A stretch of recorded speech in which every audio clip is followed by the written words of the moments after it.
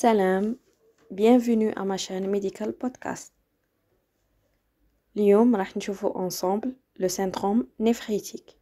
D'abord, c'est quoi un syndrome? Le syndrome, c'est un ensemble de signes. Et dans le syndrome néphritique, ces signes sont cliniques, à l'opposé du syndrome néphrotique que les signes sont biologiques. C'est quoi ces signes-là? عندنا les œdèmes, l'hypertension, l'oligurie, l'hématurie, la protéinurie et souvent une insuffisance rénale. Ce syndrome apparaît brutalement, donc c'est un syndrome aigu, contrairement au syndrome néphrotique qui est un syndrome chronique. Histologiquement, qu'est-ce qu'on peut voir? On voit une inflammation très importante des glomérules avec une prolifération endocapillaire et des microfractures au niveau de la membrane de la filtration.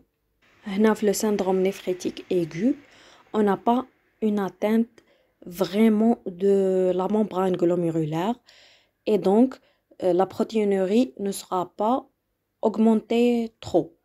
Elle est située en général entre 1 g et 3 g par litre. On a deux types de syndrome néphritique. Le syndrome néphritique à complément bas ou le syndrome néphritique à complément normal. Dans les syndromes néphritiques à complément bas, on a la GNA post-infectieuse, la glomérulonéphrite aiguë post-infectieuse et la GNMP, la glomérulonéphrite membraneux proliférative. Ce sont deux entités qui sont différentes. La GNA post-infectieuse, c'est une pathologie qui attaque l'enfant surtout. C'est la principale cause de syndrome néphritique aigu chez l'homme. Elle fait suite à une infection ORL peu ou mal traitée ou plus rarement une scarlatine. Donc, l'enfant a une infection ORL ou la cutanée ou rarement une scarlatine ou le rhumatisme articulaire aigu. Et après quelques jours, 10 à 20 jours, il va développer un autre syndrome infectieux. L'enfant est asthénique, anorexique, il va se plaindre de douleurs lombaires et des œdèmes, une protéinurie ou une hématurie et donc c'est ça le tableau clinique typique de la GNA post-infectieuse. Le germe impliqué dans cette infection, c'est le streptocoque hémolytique du groupe A. Spécialement, certaines souches dites néphritogènes sont impliquées, comme la souche 12 et 49. واش معناتها néphritogène? معناتها هاد les souches elles aiment beaucoup le rein et donc elle va l'attaquer. Biologiquement واش راح نلقاو؟ راح نلقاو les aslo élevés. واش هما هاد les aslo؟ les aslo هما les anticorps anti-streptolésine تاع le germe responsable اللي هو le streptocoque hémolytique du groupe A. راح نلقاو تاني une protéinurie اللي تكون entre 1 à 3 grammes par jour. نقدروا نشوفوا aussi une hématurie. L'urée et la créatinémie sont modérément élevées, mais la protidémie et l'albuminémie sont normales. وهذا فاش يفرقها تاني على le syndrome néphrotique اللي نلقاو فيه le taux de protide sanguin et l'albumine sanguin inférieur à 60 grammes par litre. عندنا تاني une diminution de la fraction CH50 du complément C3. La ponction biopsie rénale dans le cas n'est pas nécessaire, n'est pas obligatoire parce que c'est le tableau typique d'une GNA post-infectieuse chez l'enfant. وراح نلقاو في les résultats de la biopsie كما قلنا قبيل une inflammation très importante des glomérules avec des proliférations endocapillaires et des microfractures au niveau de la membrane de filtration. Mais dans certains cas, on est obligé باش نديرو une biopsie rénale. واش هما هاد les cas? Si on a dès le début des antécédents personnels ou la familiaux de maladies rénales ou le cas وين تكون عندنا la non rémission تاع les signes cliniques ou la biologique في les délais تاعهم. Parce que la disparition de ces signes cliniques et biologiques راح تكون petit à petit contrairement à l'installation de ce syndrome néphritique qui est brutal. Les œdèmes et l'hypertension artérielle هما الأولى اللي راح يروحوا. En quelques jours, ils vont disparaître. Même بعد, le complément sérique, il va se normaliser de bout en bout, en 6 à 8 semaines.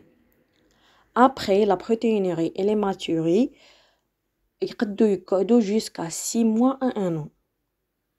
Et donc, les œdèmes et l'hypertension artérielle قعدوا au-delà de quelques jours, après 2 semaines, 3 semaines, ou le complément sérique قعد toujours bas après 6 semaines et 8 semaines, ou la protéinurie et l'hématurie يقعدوا plus d'un an, في هذه الحالة, on va faire une biopsie. Donc, on a 2 cas où la biopsie s'impose. C'est l'histoire naturelle du syndrome néphritique. En général, راح تكون عندنا une évolution favorable كما قلنا, une rémission de petit à petit. Mais dans des rares cas, la guérison n'est obtenue qu'au bout de 3 à 4 ans. Parfois aussi, on va passer vers la glomérulonéphrite chronique. La GNMP ou la glomérulonéphrite membrane proliférative, contrairement à la GNA, le terrain, c'est un adulte ou un adolescent. Elle est secondaire à une infection par l'hépatite B ou l'hépatite C, ou parfois on a مع des pathologies immunitaires comme le lupus. Les syndromes néphrétiques à complément normal, هنايا عندنا une activation تاع le complément par voie alterne. عليها le complément ما راحش غادي يكون bas. عندنا 2 cas. الأولى c'est la maladie de Berger, l'équivalent de purpura rhumatoïde. La maladie de Berger عندنا les dépôts d'IgA au niveau rénal. وفي la polyarthrite rhumatoïde, le dépôt d'IgA il est systématique.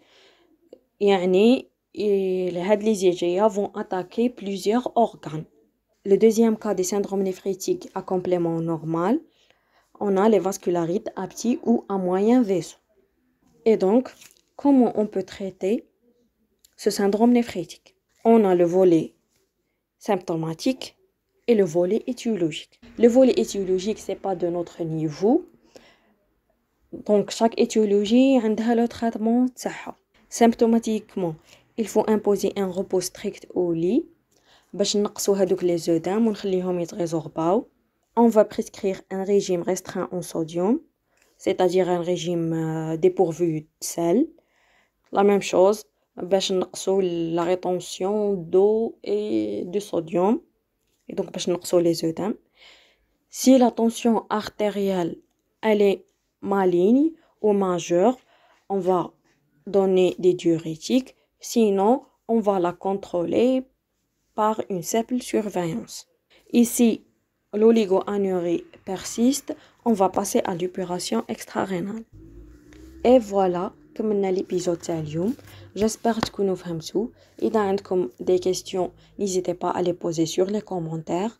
Et إذا راكم باغيين تفهموا la physiopathologie de syndrome néphrétique, dis-moi sur les commentaires et راح ندير لكم عليها un vidéo complet. ما بغيتش ندخلها في هاد الفيديو باش ما يكونش طويل.